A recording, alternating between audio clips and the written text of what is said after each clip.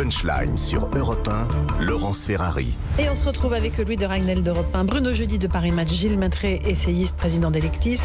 On va écouter Elisabeth Borne, toujours première ministre, évidemment.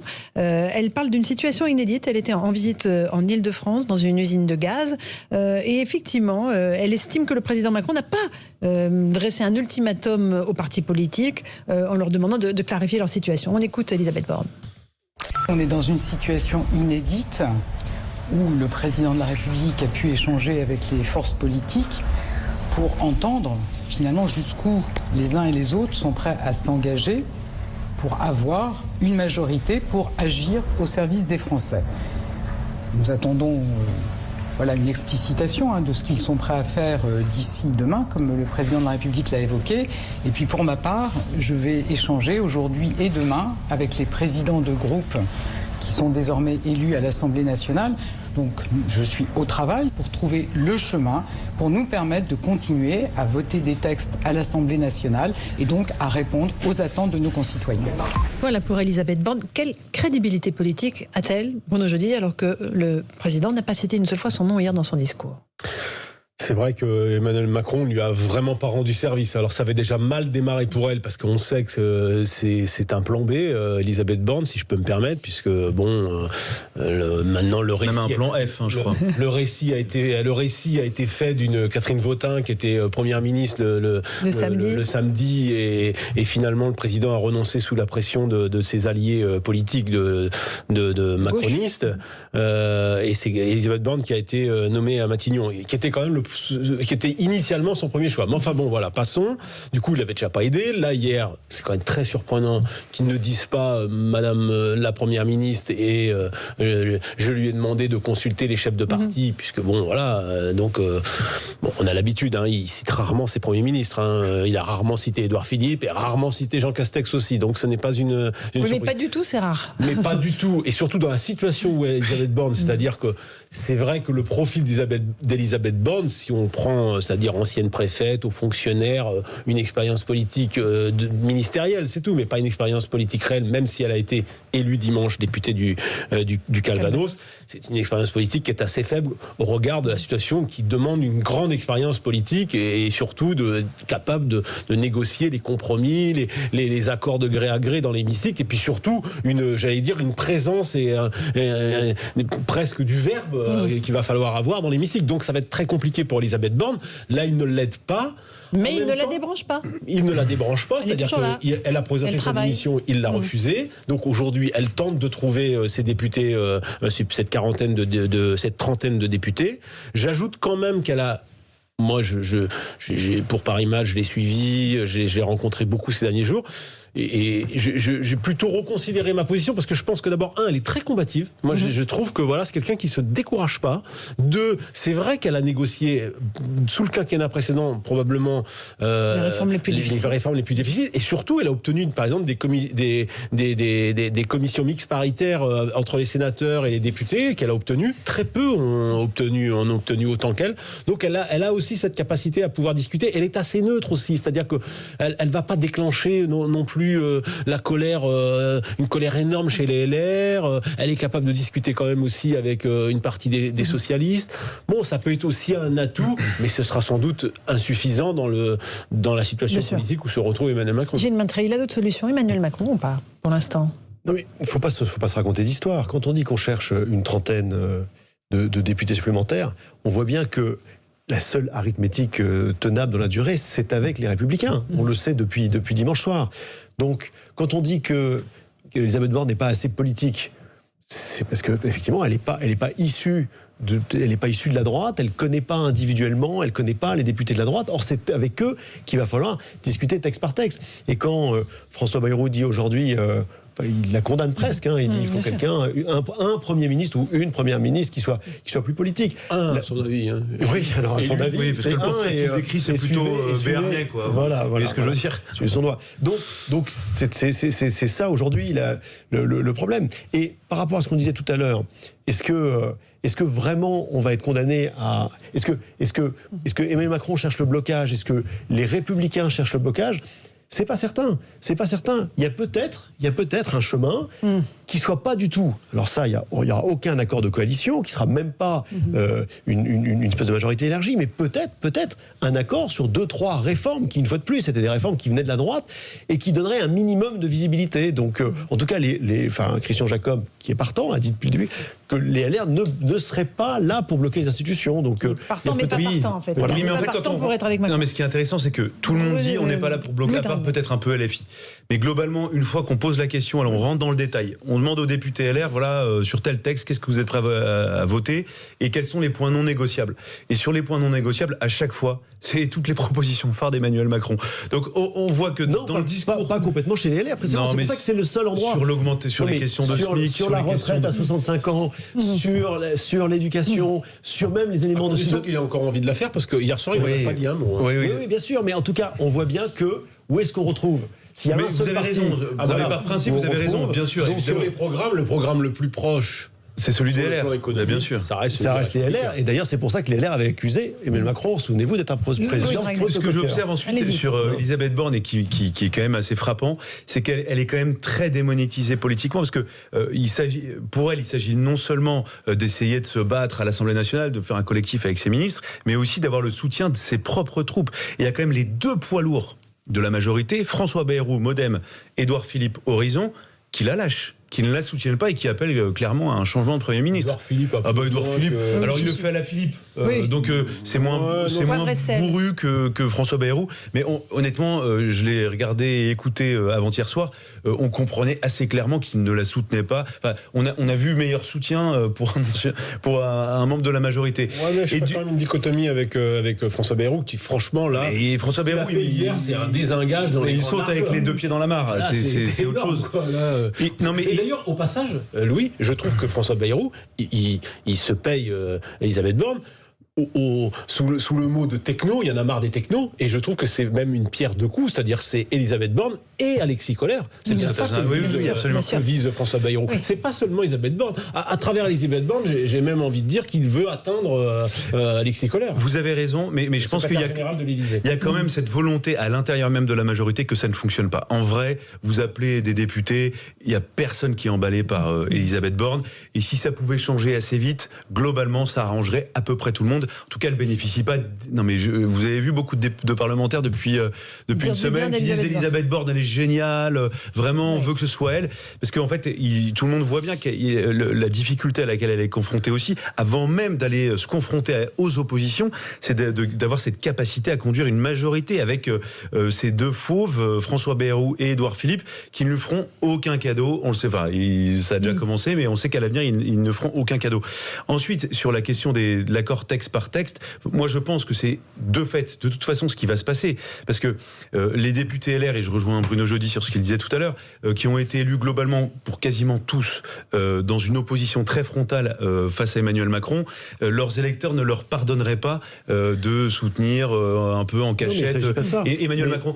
Et du coup, je pense que réellement le nouveau mode de gouvernement, ça va être de la négociation amendement par amendement. Tout va se terminer très tard, en séance de nuit, on va rappeler des parlementaires. Ça va être nous, on va travailler non, mais mon point de vue, c'est que simplement savoir quels textes vont être présentés, il va bien falloir. Et il faut qu'il dévoile le calendrier. Le problème, c'est qu'Emmanuel Macron, le calendrier législatif, il va falloir lui-même le discuter avec les oppositions et en fait avec LR, parce que c'est sûr qu'il n'y a qu'un certain nombre de textes qui sont susceptibles de recueillir une majorité. Et donc c'est là que je dis que c'est un tout petit peu plus loin que juste texte par texte, que probablement il y a la possibilité de se mettre d'accord sur un certain calendrier de textes. Et après, effectivement, ça va être amendement par amendement. Les oppositions, en fait, les LR vont demander à participer à la préparation. Non, mais il y a toujours eu, quelle que soit la couleur politique des gouvernements, des députés de droite qui votaient certains amendements proposés par un gouvernement de gauche et inversement. Et même le RN, lors de la dernière législature, on en parlait hier, ont voté un certain nombre de textes d'Emmanuel Macron, sauf que c'était pas assumé comme tel. Et voilà, c'était des députés, on leur a mis conscience, ou peut-être par calcul, j'en sais rien, qui avaient envie de soutenir l'action du gouvernement sur une mesure parce qu'ils considéraient qu'elle était juste. Bruno Jeudi. De toute façon, Elisabeth Borne n'a bien compris dimanche soir que c'était compliqué. D'abord, elle a pris la parole très tard. On a bien vu qu'à l'Élysée, ça avait tergiversé sec, que le lundi, elle voulait déjà remettre sa démission le lundi, qu'en gros, c'était pas le moment. Emmanuel Macron, visiblement, a pris beaucoup de temps à prendre la mesure de ce qui s'était passé. Et de ce qu'on sait, c'est un peu Bayrou et Philippe qui l'ont un peu secoué pour prendre une initiative. Et cette initiative, ça a été la consultation des chefs de parti qui a abouti à sa prise de parole. Parce que même hier soir, quand on l'écoute, dans la deuxième partie de son intervention, très courte d'ailleurs, il y a même un côté c'est pas si grave. C'est ça. Ouais. Ça va aller, ça. Comme le pensent les étrangers d'ailleurs, parce que pour eux, ne pas avoir la majorité absolue, c'est pas grave du tout. Sauf que c'est pas le même système politique. Ça peut marcher si vraiment le président se met en position de compromis avec une première ministre qui est la femme ou l'homme de la situation. Là, en l'occurrence, le président a l'air de prendre ça en se disant bon, ça va le faire, il fait un peu de tactique politique, tout ça. Et puis, il n'aide pas sa première ministre à rentrer dans le détail tout de suite pour peut-être établir un calendrier, comme disait Gilles Maintré. Donc je trouve que on est dans une situation un peu surréaliste, mais au fond d'un système politique, ça vaut aussi pour les oppositions qui, la cinquième, elle vit sur le fait majoritaire. Et donc vivre sur une majorité relative, pas une petite majorité relative comme en 1988 où il manquait 14 députés à Michel Rocard.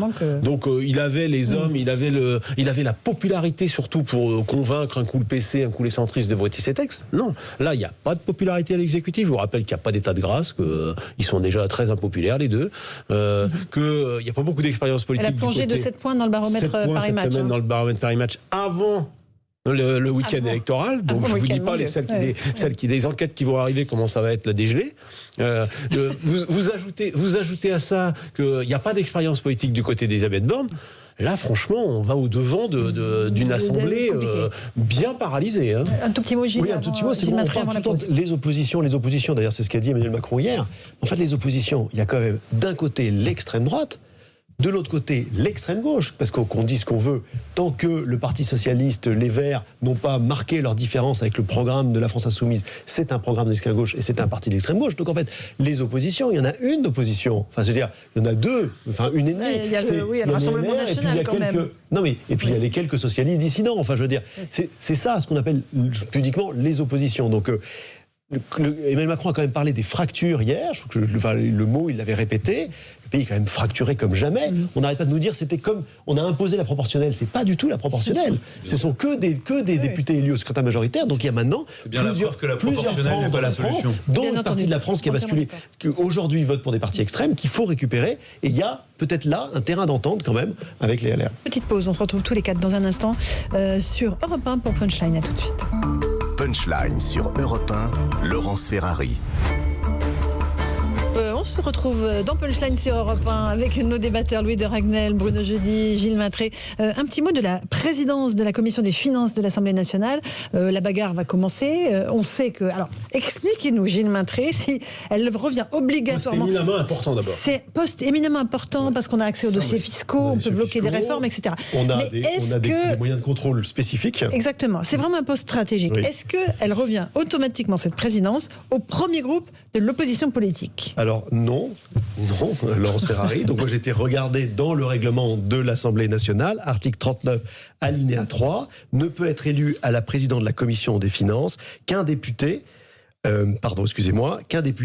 appartenant à un groupe s'étant déclaré d'opposition. C'est tout ce que dit le règlement. Donc ça, c'est l'enfumage de Marine Le Pen et du RN qui dit « je suis le principal groupe d'opposition, donc j'ai le droit ». Évidemment, c'est ce qui s'est passé dans les mandatures précédentes, puisque par ailleurs il y a une pratique qui veut que la majorité ne vote pas, mais c'est une pratique, c'est pas dans le règlement. Et donc évidemment, il n'y a que l'opposition qui vote, donc c'est le premier groupe qui obtient la tête, puisque c'est là où il y a le maximum de députés qui votent. Mais ce n'est pas la réalité. Ce n'est pas la réalité. Bon. Et quand on a même entendu dire Marc Fesneau que c'était constitutionnel que ça revienne. Bon, on a entendu quand même beaucoup de choses. Vous énoncez le règlement, c'est vrai. Oui. Il faut se souvenir que cette règle existe par le fait de Nicolas Sarkozy qui a imposé cette tradition intégrée dans le règlement. Comme d'autres traditions d'ailleurs d'équilibre, comme la présidence de la Cour des comptes, comme la présidence de la Cour des comptes à quelqu'un qui venait de l'opposition, ça fait partie des décisions de Nicolas Sarkozy de balancer. Vous aurez observé que la présidence de la Cour des comptes, ça, Emmanuel Macron s'est assis sur cette tradition. Absolument. Donc c'était ça. Ensuite, ça a été généralisé aux conseils régionaux qui font exactement la même pratique. jusqu'à présent, c'était effectivement non pas un groupe d'opposition, mais le premier groupe d'opposition qui désignait en son sein le président. Ça a été le cas pour Didier Migaud, Jérôme Cahuzac du temps de la présidence Sarkozy. Ensuite, on a eu Gilles Carrez et du temps de la présidence Hollande, puis Éric Woerth du temps de la présidence Macron. Donc aujourd'hui, il me trouve, je pense, franchement, que ce serait normal que ce soit le premier groupe qui... Mais non, pourquoi Bruno Jeudi ? Pas du tout, parce que c'était le premier groupe, parce que les députés d'opposition se réunissent et votent. Il se trouve que jusqu'à présent, le premier groupe d'opposition faisait le maximum de voix, parce qu'il n'avait pas de majorité contre lui. Mais si aujourd'hui, Bruno Jeudi, si aujourd'hui, une majorité des députés d'opposition de la Commission des Finances pense qu'il n'est pas légitime ou pas pertinent que le RN soit élu, c'est tout à fait démocratique. Je pense que c'est ça l'enfumage. Je pense qu'il y aurait un petit débat anti-démocratique. Alors, juste, Bruno Jeudi, terminé. Ne dis pas ça comme ça. Bruno, allez-y. Sur le papier, le premier groupe, c'est le groupe du Rassemblement National. Il se trouve que la NUPES, c'est 4 groupes. Et donc, s'ils ont une candidature commune, ce qui est en train de se décider au moment où sauf nous que c'est parlons, pas un groupe. Donc ils ont déjà dans les arguties parce qu'ils ont un intergroupe. Oui, donc mais non, mais l'intergroupe n'existe pas dans le règlement. Donc, en fait, on entre dans l'argutie juridique. C'est beaucoup plus simple que ça. Un seul candidat, je dis, c'est beaucoup plus simple que ça. Un seul candidat, c'est beaucoup plus simple que ça. Ce sera la NUPES qui aura là, vous rentrez dans un enjeu. Vous savez que si vous parlez tous les deux en même temps, personne ne comprend rien. Il y a quand même un contournement d'une règle qui a fonctionné depuis 3 quinquennats. Mais je dirais que la règle, elle est contournée, mais non, elle n'est pas contournée. On ne va pas vous mettre d'accord. Qui peut avoir cette présidence de la Commission ? Je pense que demain, cette présidence va se jouer entre le candidat du Rassemblement National, donc M. Tanguy, qui est directeur adjoint de campagne, ancien directeur adjoint proche de Marine Le Pen, donc qui va être le candidat à ce poste pour le Rassemblement National. Et la surprise, c'est que au moment où nous parlons, la NUPES est en train de se mettre d'accord sur un seul candidat. Donc c'est ça qui va sans doute changer la règle. Qui pourrait être ? Et qui pourrait être Valérie Rabault, la députée socialiste. Et si c'est le cas, la messe est dite. Ce sera Valérie Rabault qui sera la présidente. Et ça veut dire que les Insoumis acceptent au sein de la NUPES qu'il y ait une seule candidature et que ce soit la socialiste Valérie Ça sera intéressant, ça. Ça intéressera et ça rassurera au passage, ça va surprendre peut-être nos auditeurs, Emmanuel Macron, parce qu'il avait proposé à Valérie Rabault, elle avait été testée pour être possiblement première ministre avant que le choix ne se porte vers Elisabeth Borne. Et Valérie Rabault, c'est clairement la gauche de gouvernement. C'est d'ailleurs Éric Woerth, qui était le président de la Commission des Finances, qui était LR à l'époque, avait des très bonnes relations avec elle. C'est vraiment quelqu'un de sérieux. Moi, juste pour revenir sur le débat impossible. Allons-y, retournons-y. Je rejoins plutôt Bruno Jeudi. En fait, ce qui est assez incroyable, c'est que cette NUPES... Et Marine Le Pen. Ce qui est assez... Non, mais bien, j'ai pas de problème, puisque c'est ce que je pense. Oui, bien sûr.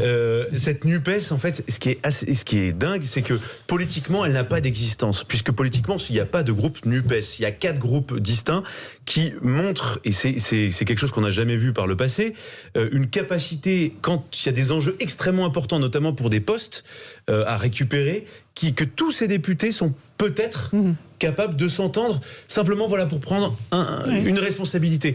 Et donc, face à cette logique-là, effectivement, que ce soit le Rassemblement National ou les Républicains, effectivement, ils n'ont quasiment aucune capacité à combattre, puisque numériquement, ils seront mécaniquement écrasés. La question, et je trouve qu'il y a 2 enjeux qui vont se poser demain.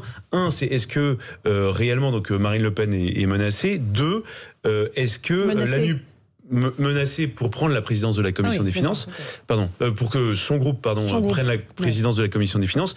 Et la deuxième chose, c'est est-ce que la NUPES est capable de s'entendre là sur un poste ? Est-ce que vraiment tous les députés de la NUPES vont voter pour un seul candidat ? C'est un vrai test. Et ce sera un test d'unité politique, alors qui sera toujours très fragile, puisque à mon avis ce sera au gré des circonstances. Il faut quand même savoir que Fabien Roussel tire à boulet rouge sur tous les responsables de la NUPES, et à commencer par Jean-Luc Mélenchon.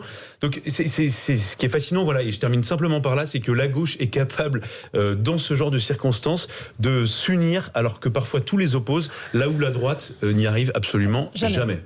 Non, mais on est en train de créer un problème démocratique là où il n'y en a pas. On est en train de donner des arguments à Marine Le Pen en disant mais oui, effectivement, il y a une règle, alors qu'il n'y a pas de règle. Il y a une règle que c'est le premier parti d'opposition. On va se parler franchement. compris votre point de vue. Du coup, Mais non, mais c'est clair. La règle, c'est qu'on élit. Et si jamais, c'est ça la démocratie. Si une majorité sont contre l'idée que quelqu'un qui est en minorité accède à un poste, c'est la démocratie qui ne soit pas. La LFI adore Valérie Rabault. Non, mais c'est pour des raisons opportunistes et stratégiques. On est en train de créer un conflit de légitimité parce qu'on va dire, mais oui, est-ce que la NUPES est un groupe ou pas un groupe? Alors Marine Le Pen va dire, mais non, mais c'est pas un groupe, c'est un intergroupe. Sereinement, je veux dire, il y a une commission, c'est déjà formidable qu'on ait mis dans le règlement que ce soit pas quelqu'un de la majorité. Et une fois de plus, c'est grâce à Nicolas Sarkozy. Et bien, c'est déjà très bien. On va sereinement demain voter et Marine Le Pen n'aura pas de légitimité à dire qu'on lui a volé la commission. Je pense que c'est important de le dire parce qu'elle le dira. Mais c'est pas la réalité du texte. Mais si on regarde et c'est pas la réalité. Groupe, globalement, c'est le premier parti d'opposition. Et d'ailleurs, tous les éditorialistes, les commentateurs, et même au sein de la NUPES, ils considéraient au lendemain de l'élection législative du deuxième tour que c'était terminé et que Marine Le Pen allait récupérer la présidence de la Commission des Finances, en tout cas son groupe. Et donc, à la faveur de ces accords que seule la gauche est capable de faire, ils vont parvenir peut-être à l'obtenir. Lundi, le président sera de retour dans notre pays. Après ça, non. Non, parce qu'après il y a le sommet, il sera encore à Munich, ensuite il part à Lisbonne et à Madrid, sommet de l'OTAN, donc il reviendra mercredi soir à Paris. Il fait juste un petit saut de puce samedi prochain à Paris. Assez longue. Donc quand il dit je donne 48 heures aux députés, c'est parce qu'il revient après le sommet de Bruxelles pour repartir en Bavière. Donc il est là quelques heures entre ces deux samedis. Et donc c'est pour ça qu'il a fixé cet ultimatum. Nous, on a appelé ça, on a beaucoup appelé ça un ultimatum de 48 heures.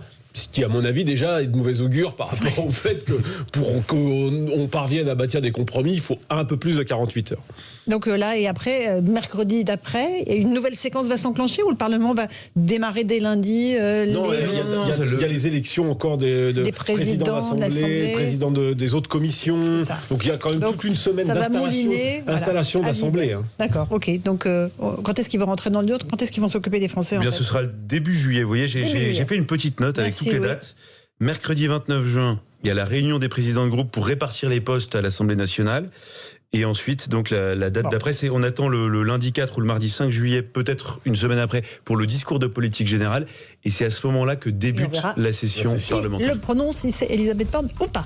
Allez, bonne soirée à tous. Merci beaucoup d'être venus ferrailler ce soir avec ardeur sur le thème de cette présidence de la Commission des Finances. Gilles Maintré, Bruno Jeudi, Louis de Ragnel. Bonne soirée sur Europe 1. Dans un instant, Mouloud Achour, Verveine Underground. Bonne soirée.